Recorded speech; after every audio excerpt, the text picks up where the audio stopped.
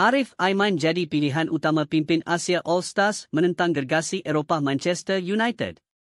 Kenapa Dion Coles baran dengan bekas pemain PSG?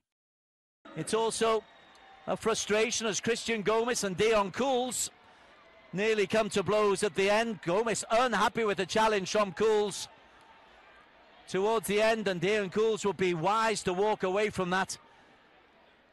They've still got to play each other again in the ASEAN Cup semi-final second. Persekutuan Bola Sepak ASEAN, AFF, telah mencetuskan gelombang keterujaan yang belum pernah dirasai sebelum ini. Kim Sang-sik, Ketua Jurulatih Pasukan Kebangsaan Vietnam, kini sah akan mengemudi pasukan ASEAN All-Stars menentang gergasi Eropah, Manchester United, pada 28 Mei 2025 di pentas berprestij, Stadium Nasional Bukit Jalil. Di sebalik debaran peminat seluruh rantau, satu persoalan bermain di fikiran penyokong tanah air. Siapakah pemain Malaysia yang akan menyarung jersey pasukan impian ASEAN ini? Dan dari semua nama, satu sahaja yang kini menjadi bualan. Arif Aiman, bintang sensasi Johor Darul Ta'zim, kini berada di kemuncak prestasi. Dominasi domestik, kemegahan antarabangsa. Arif telah membawa JDT menjulang kejuaraan Liga Super buat kali ke-11 berturut-turut.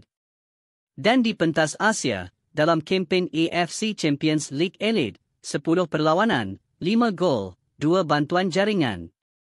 Satu mesej jelas dihantar, Arif Aiman bukan sekadar pemain, dia adalah aset ASEAN. Kim Sang-sik dikenali dengan taktikal agresif, menuntut intensiti tinggi dan keberanian di bawah tekanan. Dan Arif, pantas, kreatif, tajam. Dia bukan sahaja bersedia, dia dilahirkan untuk pentas ini. Tetapi bukan Arif sahaja yang jadi tumpuan minggu ini. Aksi panas Thai League menyaksikan pemain pertahanan Harimau Malaya, Dion Coles, hampir terlibat dalam kekecohan. Selepas kekalahan 2-1 kepada BG Patum, Coles yang mewakili Buriram United bertegang urat dengan bekas pemain PSG, Christian Gomez. Detik panas itu ditenangkan oleh pemain Filipina, Jefferson Tabinas. Namun, konflik ini hanya menambah bara menjelang aksi timbal balik Shopee Cup pada 7 Mei nanti. Senarai akhir 23 pemain ASEAN All-Stars bakal diumumkan April ini. Dan untuk Arif Aiman, ini bukan sekadar peluang.